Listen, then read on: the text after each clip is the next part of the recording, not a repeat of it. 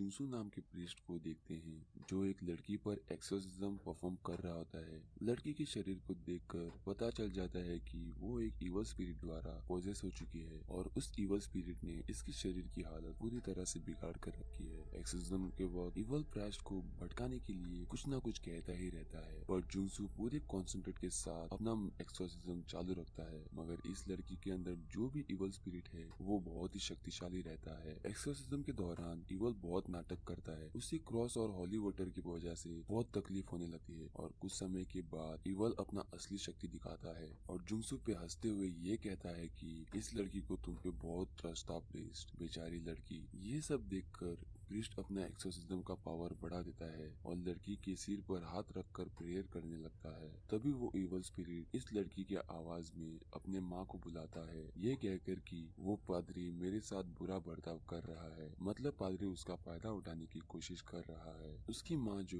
Room के बाहर खड़ी थी और ये सुनकर वो अंदर चली आ जाती है और उसे लगता है कि पादरी उसके साथ कुछ गलत काम करने वाला है। इसी का फायदा उठाकर इवल रस्सी तोड़ता है और खिड़की पर बैठ जाता है ताकि वो इस लड़की का जान ले सके।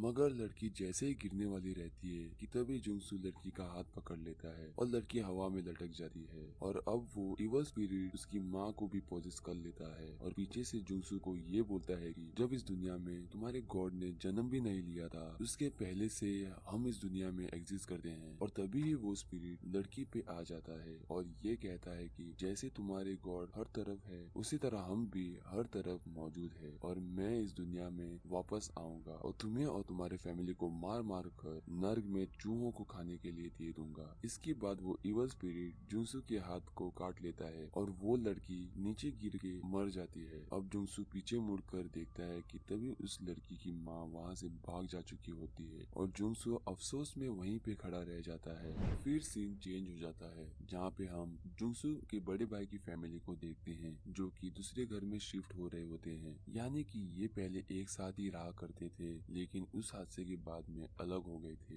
मतलब कि मूवी की शुरुआत में जो औरत की बेटी मरी गई थी वो औरत सोशल मीडिया पे जुनसू की बैड रूमर्स फैलाने लगी है, जैसे कि उस लड़की की माँ तो एक्सोर्सिज्म के वक्त रूम के बाहर खड़ी थी इसलिए उसे कुछ ना खास पता नहीं होता कि रूम में क्या हुआ था। और इसी बैड रूमर्स के कारण जुनसू के बड़े भाई की फैमिली को सोसाइटी में बहुत ही ज्यादा शर्मिंदा होना पड़ा, जिसकी वजह से उन्हें घर चेंज करने पर मजबूर होना पड़ा। और बात इतनी सिंपल भी नहीं होती क्योंकि यहाँ पे जुनसू को लेकर परिवार दो हिस्सों में बटा हुआ होता है। अब यहाँ पे सीन ऐसा होता है कि जुनसू के बड़े भाई यानी गेंगू और उनकी बड़ी बेटी सोंगू जो उस पर विश्वास करते हैं, लेकिन गेंगू की छोटी बेटी और उनकी वाइफ औरत के फैलाए हुए रूमर्स पे भरोसा कर लेते हैं, जिस वजह से ये सब अलग अलग हो जाते हैं। यानी कि जुनसू इनके साथ नहीं रहता। घर शिफ्ट होने के बाद जब ये रात में सो रहे होते हैं तभी उनको पड़ोस के घर से बहुत तेज आवाजें आने लगती हैं और इसके वजह से उनके फैमिली को रात भर सोने नहीं मिलता। और अगले दिन जब वो उठते हैं यंगजू को किचन के बाहर मरी हुई बिल्ली मिलती है जिसके गले में फांसी लगाकर लटकाया हुआ होता है और उस बिल्ली को देखते ही उनकी छोटी बेटी बेहोश हो जाती है और उसे तुरंत ही हॉस्पिटल ले जाना पड़ता है। घर शिफ्ट होने के बाद पहले दिन में ऐसा सब कुछ होना उनके लिए अच्छे साइंस नहीं होते। अब छोटे बेटी के डिस्चार्ज होने के बाद उनकी फैमिली घर आती है तभी ये देखती है कि पड़ोसी ने अपनी गाड़ी उनके पार्किंग एरिया में लगा रखी है। गेंगू गुस्से में अपने पड़ोसी के घर में जाता है कि उनको ढंग से समझा सके, लेकिन ये क्या, जब गेंगू उनके घर के अंदर घुसता है तभी ये देखता है कि वहाँ पे बहुत से जानवरों की डेड बॉडीज पड़ी हुई होती हैं और घर के अंदर ढेर सारे पक्षियों को मारकर सीलिंग से लटकाया हुआ था, जिस तरह से बिल्ली को उनके किचन के बाहर लटकाया गया था।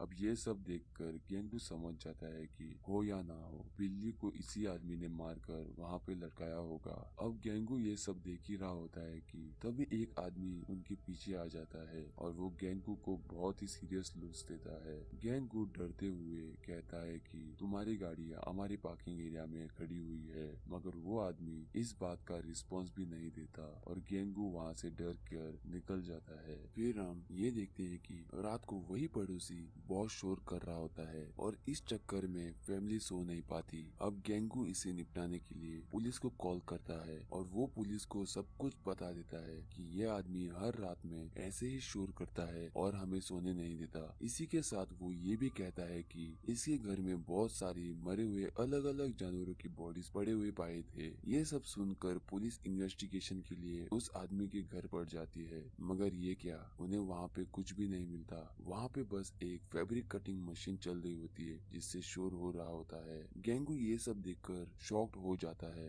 कि इस आदमी ने 4 से 5 घंटों में सब कुछ साफ कैसे कर दिया। फिर पुलिस उस आदमी को शोर वाला काम सुबह करने के लिए बोलकर वहाँ से चले जाते हैं, क्योंकि यहाँ पे जो मौके पर पकड़ा जाता है वही चोर होता है और इसने सारे सबूत मिटा दिए थे। लेकिन ऐसा क्यों, इसके बारे में वीडियो को एंड तक देखिए। अगले सीन में हमको जुंसू को दिखाया जाता है जहाँ पे वो रात में सपना देख रहा होता है जिसके अंदर वही मूवी के स्टार्ट वाली लड़की दिखती है और उसके अंदर की जो इवल स्पिरिट उसकी याद दिला रही होती है कि जल्दी ही वो उनके फैमिली के टुकड़े टुकड़े करने वाली है। इस सीन में जुंसू एक जगह स्टक होकर बैठा ही रहता है और घर के अंदर खून की बारिश होने लगती है, जो कि दोस्तों बहुत ही डरावना सीन होता है। और वो जो इवल स्पिरिट जुंसू पर अटैक कर ही रहा होता है कि जुंसू की आंख खुल जाती है और उनकी पूरी रात उलझन में करती है कि आखिर ये क्या था। उसी रात को हम देखते हैं कि गेंगू की छोटी बेटी अपने रूम में सो रही होती है कि तभी उसका चादर कोई खींच लेता है। उसे ऐसा लगता है कि उसका छोटा भाई उससे मस्ती कर रहा होगा और वो जब उसे डांटने के लिए उठती है कि तभी गेंगू उसके बाल पकड़कर उसे बेड पर लेटा देता है और गंदी नजरों से उसके बॉडी को देखने लगता है। वो एकदम से सहम जाती है और उसे विश्वास नहीं होता कि उनके डैड उसके साथ ये सब कर रहे हैं। फिर कुछ ही देर के बाद गेंगू वहाँ से चला जाता है। अगले दिन हम ये देखते हैं कि इसी तरह का स्ट्रेंज बिहेवियर उसकी माँ ब्रेकफास्ट के टाइम उसके साथ करती है, जिसको देखकर अपने पेरेंट्स से दूरी बना लेती है। खैर अब सीन चेंज हो जाता है और हम ये देखते हैं कि जुंसू अपने एक्सोर्सिज्म के फेलियर से बहुत ही ज्यादा डिप्रेशन और गिल्ट में रहने लगा है। इसी वजह से चर्च के बड़े प्रीस्ट जुंसू को ओवरसीज केसेस पे जाने के लिए बोलते हैं ताकि इससे जुंसू का मूड चेंज हो सके और जुंसू भी इसके लिए राजी हो जाता है। खैर अब सीन चेंज हो जाता है और हम देखते हैं कि गेंगू काम से घर आते हैं और उनके वाइफ से उनके सुबह के बिहेवियर के बारे में पूछते हैं, लेकिन उन्हें इसके बारे में कुछ भी ऐसा याद नहीं रहता कि उसने सुबह कुछ अजीब सा किया था। फिर हम देखते हैं गेंगू की बड़ी बेटी सोंगू नहा रही होती है। अचानक से वहाँ पे उसकी छोटी बहन आ जाती है और वो उससे ये कहती है कि क्या तुम्हें सिबलिंग के होने से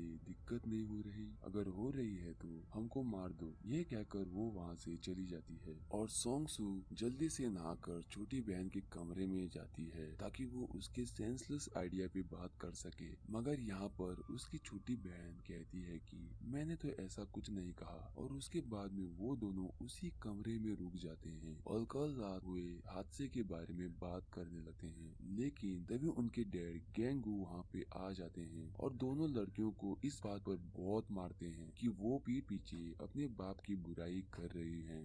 अब गेंगू अपनी बड़ी बेटी को एक ही हाथ से उठाकर सीढ़ियों पर फेंक देता है जिससे वो बेहोश हो जाती है और एक हथौड़ा लेकर अपनी छोटी बेटी को मारने के लिए ढूंढने लगता है। और जैसे ही वो छोटी बच्ची को मारने वाला रहता है कि नीचे वाले फ्लोर से आवाज आती है कि ऊपर ये कैसा शोर हो रहा है और तभी ऊपर मौजूद गेंगू नीचे चला जाता है और नीचे से असली गेंगू आता है जो कि काफी शॉकिंग था। वो दोनों लड़कियों से पूछता है कि आखिर हुआ क्या है। तभी पीछे से उसकी वाइफ आ जाती है और हथौड़े से सभी पे अटैक करने लगती है। गेंगू अपने लड़कियों को बचाने के लिए हथौड़े के वार को अपने हाथ पर लेता है और बहुत तेज चिल्लाता है। तभी ग्राउंड फ्लोर से उनकी वाइफ की आवाज आती है कि ऊपर कैसा शोर हो रहा है और तभी ऊपर मौजूद गेंगू की वाइफ हथौड़ा लेकर कमरे में चली जाती है और नीचे से उनकी असली वाइफ आती है और वो ऊपर का नजारा देखकर शॉक्ड हो जाती है। गेंगू उस कमरे में जाकर चेक करता है क्योंकि नीचे से उनकी वाइफ आई है तो ऊपर अटैक कौन कर रहा था, लेकिन कमरे में उसको हथौड़े के अलावा कुछ नहीं मिलता। अब जब ये सारे लोग आपस में सारी बात डिस्कस कर रहे होते हैं तब हमको ये पता लगता है कि घर के अंदर जो कुछ भी हो रहा है वो असल में एक बुरी शक्ति के कारण हो रहा है। जो कुछ भी अब तक हुआ है वो कोई रियल पर्सन नहीं था। अब मैं यहाँ पर बता दूं कि ये जो डबल कैरेक्टर यानी कि डोपलगैंगर हम देख रहे हैं असल में वो इवल द्वारा बनाए गए बहरूपिये हैं ताकि वो गलत काम करके परिवार के लोगों के अंदर एक दूसरे के लिए नफरत पैदा कर सके। अगले दिन गैंगू जुंगसू को कॉल लगाते हैं और कहते हैं कि उनके घर इन दिनों में कुछ सुपरनैचुरल इवेंट्स हो रहे हैं और इन सब से निपटने के लिए उनको उसकी मदद चाहिए। लेकिन जुंगसू वहाँ पर आने के लिए साफ मना कर देता है और वो बताता है कि उसे कुछ काम से दूसरे कंट्री जाना है। गैंगू यहाँ पे बहुत ही सेल्फ रिस्पेक्ट वाला आदमी रहता है इसलिए वो जुंगसू को फोर्स नहीं करता और कॉल कट करते ही गैंगू की वाइफ उस पे चढ़ जाती है और ये कहती है कि वो ऐसे कैसे कर सकता है और वो हमको अकेले कैसे छोड़ सकता है, वो तुम्हारा भाई है और क्या वो भूल गया कि तुमने उसके लिए क्या क्या नहीं किया। अब इस बात पर गैंगू अपनी वाइफ पर बहुत तेज चिल्लाता है और ये कहता है कि तुमने उसके लिए कुछ भी नहीं किया और मुझे पता है तुम चुप कर जुंगसू से घर का रेंट लिया करती थी और क्या कभी तुमने उसे गर्म खाना परोसा है। अब इस बात पर गैंगू की वाइफ चुप हो जाती है। दूसरी तरफ हम ये देखते हैं कि जुंगसू देश छोड़कर तो जाना चाहता है मगर जा नहीं पाता और वो गैंगू के घर पर आ जाता है क्योंकि उसे गैंगू के छोटे बच्चों की ज्यादा परवाह होती है। फिर फैमिली के लोग सारे हादसे के बारे में बताते हैं और जुंगसू इस नतीजे पे पहुंचता है कि उन्हें घर में एक्सोर्सिज्म परफॉर्म करना होगा। अब इस बात से घर के कुछ लोग डर जाते हैं क्योंकि आखिरी एक्सोर्सिज्म में एक लड़की की मौत हो गई थी। इसलिए जुंगसू ये बोलता है कि डरने की कोई बात नहीं है क्योंकि मैं ये एक्सोर्सिज्म अपने सीनियर से करवाएगा। फिर जुंगसू गैंगू के साथ बाहर आता है और गैंगू को ये बताता है कि उनकी बड़ी बेटी सोंगू असल में पोजेस्ड है क्योंकि उसने सुबह सुबह पानी में होली वाटर मिलाया था और सोंगू को छोड़कर उस पानी को सभी ने पी लिया था। फिर जुंगसू ये कहता है कि उसको फादर बेल्ताजर ने एयरपोर्ट पर पिक करने के लिए पर्सनली बुलाया है और शायद उन्हें एक्सोर्सिज्म के पहले कुछ बात करनी होगी, इसलिए मैं जब तक घर पर नहीं आ जाता तब तक तुम सब दूर से ही अपनी बड़ी बेटी पर नजर रखना। उसके बाद जुंगसू फादर बेल्ताजर को लेने के लिए एयरपोर्ट पहुंच जाते हैं पर बेल्ताजर ये कहते हैं कि हम तो खुद ही घर पर आ जाते, तुम हमको लेने क्यों आ गए। जुंगसू ये कहते हैं कि आपने ही मुझे पर्सनली पिक करने के लिए बुलाया था। फादर बेल्ताजर ये कहते हैं कि ऐसे कब हुआ, मैंने कोई भी कॉल नहीं करी, जो कि काफी शॉकिंग था। अब जुंगसू समझ जाता है कि उस इवल स्पिरिट ने उसे दूर रहने के लिए अपनी कोई चाल चली होगी और फिर जुंगसू फादर को लेकर ओवर स्पीडिंग करके घर आने की कोशिश करता है। बट अभी ही कार का बहुत ही भयानक एक्सीडेंट हो जाता है जिसे देखकर ये लगता है कि कार में मौजूद सभी लोग मारे गए होंगे और ये भयानक एक्सीडेंट सिर्फ और सिर्फ रेवन बर्ड्स की वजह से होता है क्योंकि वो डायरेक्टली आकर शीशे के अंदर मरने लगती हैं। अब दोस्तों एक और चीज की यहाँ पर वो पड़ोसी था कौन, तो यहाँ पर उसके अंदर भी वही इवल स्पिरिट होगी क्योंकि घर को इतनी जल्दी साफ कर देना खाली दो ही ताकतें कर सकती हैं, या तो अच्छी या तो बुरी। तो मे भी वो स्पिरिट इस घर में ऐसे कुछ कर रही थी कि गैंगू की फैमिली को वो पोजेस कर सके। अब दूसरे तरफ घर के अंदर हम देखते हैं कि गैंगू की छोटी बेटी वर्जिन मैरी और जीसस क्राइस्ट की मूर्ति को लेने के लिए बेसमेंट में जाती है। जब वो मूर्ति उठा रही होती है कि तभी उसे कोई पीछे से उसका नाम पुकारने लगता है। वो पहले पीछे मुड़कर देखती है लेकिन वहाँ पे कोई नहीं होता। फिर उसे उसके दूसरे साइड से आवाज आती है। जैसे ही वो देखने के लिए घूमती है कि तभी एक इनविजिबल शक्ति उसे गैस हीटर के अंदर खींच लेती है और अंदर जाते ही गेट बाहर से लॉक हो जाता है और अंदर आग लगने लगती है। इस सीन में हमें दिखता है कि इवल स्पिरिट ने इस लड़की को जिंदा ही जला दिया। फिर अगले सीन में हम ये देखते हैं कि गेंगू नीचे बैठकर अपनी बड़ी बेटी पर निगरानी रख रहा होता है और कुछ ही देर के बाद में सोंगू मेन गेट बंद करने के लिए बाहर जाती है।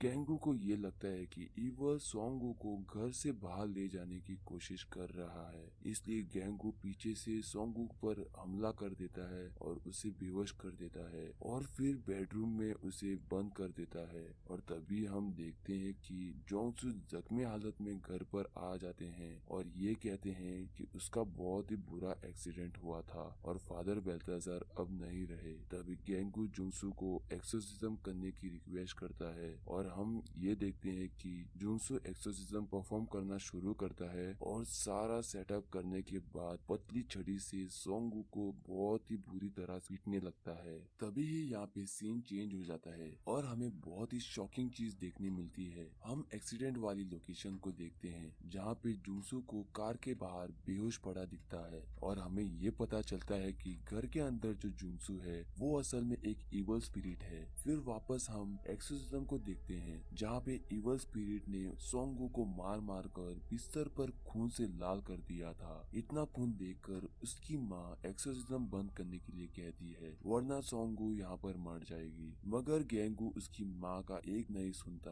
और उसे कहता है कि तुम एक अच्छी माँ नहीं हो और गुस्से से उसके सिर को जोर जोर से दीवार पर मारता है और उससे वो बेहोश हो जाती है।